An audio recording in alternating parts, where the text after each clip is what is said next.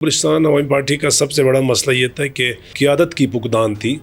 यहाँ लीड करने की फुकदान थी। लीड करने वाला कोई नहीं था। यहाँ पे ग्रुप बंदी थी, पार्टीबाजी थी। यहाँ पे हर एक ने अपना अपना 4-5 का टोला बनाया था। ये अगर नाकाम भी हुआ है तो इसलिए नाकाम हो गए कि ये पार्टी एक नहीं थी और पार्टी के अंदर कंट्रोल नहीं थी। पार्टी के अंदर कोई क़ियादत की फुकदान थी। बलूचिस्तान अवामी पार्टी अपने मंशूर में किसी हद तक कामयाब नहीं हुआ। बलूचिस्तान अवामी पार्टी में अपने कारकुन और अपने MPs की कोई हैसियत ही नहीं थी। और यहाँ पर आप जितने भी मेहनत करते थे और पीछे से आपकी जितने भी सपोर्ट थी, आवाम आपके पीछे थी लेकिन एक ही जिसको आप CM बनाते थे वो अपनी ही मर्ज़ी चलाते थे। बलूचिस्तान में हुकूमत बनेंगे नून लीग ही की और लीडिंग रोल नून लीग की होगी।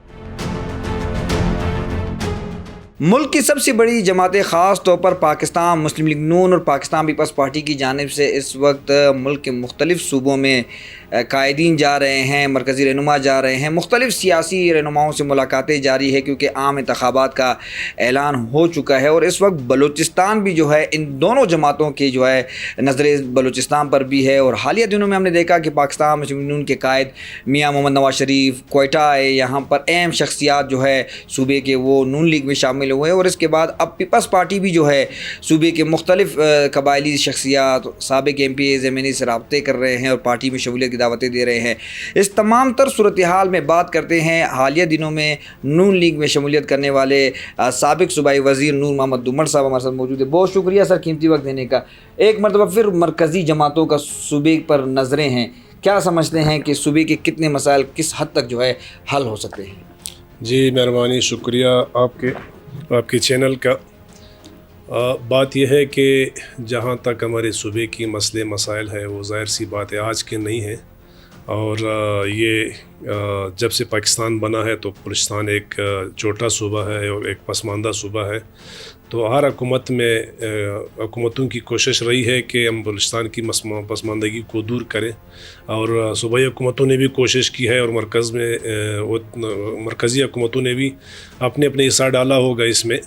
लेकिन ये अभी मौजूदा जो नवाज शरीफ साहब के यहाँ आने का जो मकसद था, दौरा था, तो उसने अपने स्पीच में भी यही कहा कि बलूचिस्तान एक पसमानदा सूबा है। हमारी ख्वाहिश है कि हम हुकूमत में आ जाएं और हुकूमत में रह के बलूचिस्तान की पसमानदगी को ख़त्म करने की हम कोशिश करेंगे। तो जो भी हमारे साथी है बलूचिस्तान में जो हुकूमत बनाएंगे हम उनके साथ बलूचिस्तान की पसमानदगी को ख़त्म करने के लिए हम एक साथ चलेंगे, कोशिश करेंगे। तो मुझे उम्मीद है क्योंकि नवाज शरीफ एक पुराना सियासतदान है, एक सीज़न सियासतदान है और इनकी काफ़ी तजर्बा भी है। तो उनके मुख्तलिफ़ अदवार में उसने बलूचिस्तान के साथ काफ़ी काम किया भी होगा और काफ़ी उसने बलूचिस्तान की पसमानदगी पे काम भी किया और मुख्तलिफ़ हुकूमतों से काम किया। तो मुझे उम्मीद है कि आने वाले हुकूमत में जिस तरह नवाज शरीफ ने अपने हालिया दौरे में उसने एक कमिटमेंट किया कि बलूचिस्तान एक पसमानदा सूबा है और इनकी पसमानदगी दूर करने की हमने सब ने मिल के सर, बलूचिस्तान अवामी पार्टी से ताल्लुक़ चूँकि आपका रहा है, वज़ीर भी आप बलूचिस्तान अवामी पार्टी की हुकूमत में ही थे। बलूचिस्तान अवामी पार्टी बनाने का मकसद ये था कि सूबे के मसाइल जो है वो हल करने के लिए, चूँकि बड़ी जमातें हैं वो उस तरह वो नहीं कर रही हैं। तो क्या समझते हैं कि बलूचिस्तान अवामी पार्टी एग्जिस्ट कर रही है और छोड़ने की वजूहात क्या समझते हैं? और इसके साथ ही ये बताएं कि बलूचिस्तान में इस वक्त क्या गेमा गेमी समझ रहे हैं, देख रहे हैं आम इंतखाबात की तैयारियों के हवाले से? बलूचिस्तान अवामी पार्टी का जो मंशूर था यकीनन बड़ा अच्छा मंशूर था कि बलूचिस्तान की मसाइल पे सियासत करने का इन्होंने यही सोचा था कि हम बलूचिस्तान की आवाम और बलूचिस्तान के मसाइल पे हम सियासत करेंगे और वफाक से हम अपने हकूक़ लेके रहेंगे और यही इनका मंशूर था। लेकिन ये किसी हद तक कामयाब भी हुए होंगे। असल में बलूचिस्तान अवामी पार्टी का सबसे बड़ा मसला ये था कि बलूचिस्तान अवामी पार्टी में कोई क़ियादत की फुकदान थी। यहाँ लीड करने की फुकदान थी। लीड करने वाला कोई नहीं था। यहाँ पे कंट्रोल नहीं थी। हर एक अपनी अपनी पॉलिसी चला रहे थे, हर एक अपना उनकी जो बयानिया है, लेकिन एक पेज पे नहीं थी। यहाँ पे ग्रुप बंदी थी, पार्टीबाजी थी। यहाँ पे हर एक ने अपना 4-5 का टोला बनाया था। تو منشور ان کی بہت اچھی تھی، لیکن یہ اگر ناکام بھی ہوا ہے تو وہ اس لیے ناکام ہو گئے کہ یہ پارٹی ایک نہیں تھی اور پارٹی کے اندر کنٹرول نہیں تھی، پارٹی کے اندر کوئی قیادت کی فقدان تھی. تو اس لیے بلوچستان عوامی پارٹی اپنے منشور میں کسی حد تک کامیاب نہیں ہوا. اور جہاں تک میرے چھوڑنے کا سوال ہے، ظاہر سی بات ہے میں نے بھی اسی لیے چھوڑا کہ بلوچستان عوامی پارٹی میں فیصلے اداروں میں نہیں ہوتی تھی اور بلوچستان عوامی پارٹی میں قیادت نہیں تھی.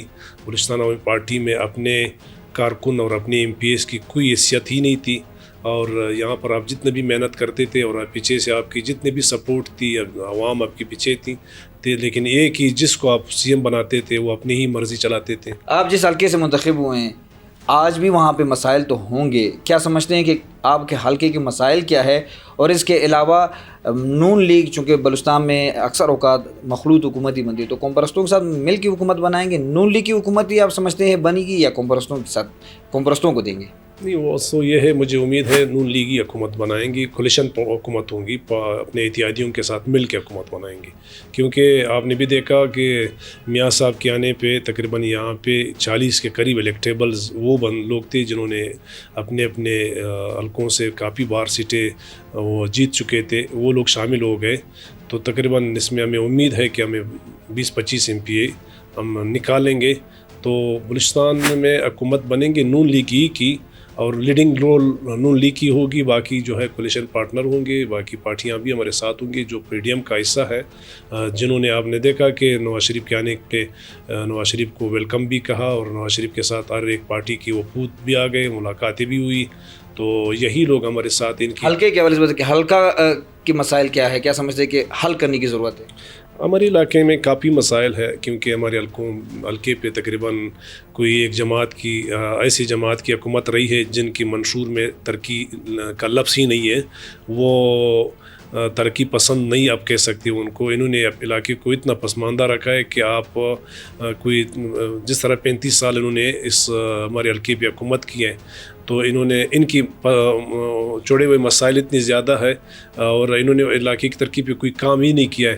تو ابھی کم سے کم 35 سال ان کے مسائل کو ختم کرنے پہ لگیں گے. تو 35 سال جب حکومت ان کے ساتھ نہیں رہیں گے تو ترقی پسند لوگوں کے ساتھ رہیں گے تو انشاءاللہ ان کی مسائل حل ہو جائیں گے. مسائل کافی ہے کیونکہ پسماندہ حلقہ ہے، پسماندہ ضلع ہے.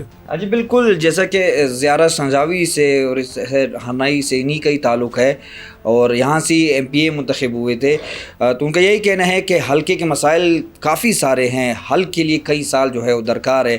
اس کے ساتھ ساتھ ان کا نور محمد دومر صاحب کا یہ بھی کہنا تھا کہ پاکستان مسلم لیگ نون بلوچستان میں جو PDM کی اتحادی جماعتیں ہیں ان کے ساتھ مل کر حکومت بنائے گی، کیونکہ حالیہ دنوں بھی یقینی طور پر ہم نے دیکھا کہ نون لیگ میں جو صوبے کے اہم شخصیات ہے اور بلوچستان عوامی پارٹی کا ایک بہت بڑا لاٹ جو تھا، جو سابق MPAs رہے ہیں، MNAs رہے ہیں، سینیٹرز رہے ہیں، وہ نون لیگ میں شامل ہوئے ہیں. اب دیکھنا یہ ہوگا کہ کس حد تک نون لیگ بلوچستان میں حکومت بنانے میں کامیاب ہوتی ہے یا دیگر جماعتیں، خاص طور پر جو پیپلز پارٹی ہے یا وہ جو ہے یہاں پر جو قوم پرست جماعتیں ہیں ان کے ساتھ مل کر حکومت بناتی ہے. یہ تو آنے والے وقت میں دیکھا جائے گا.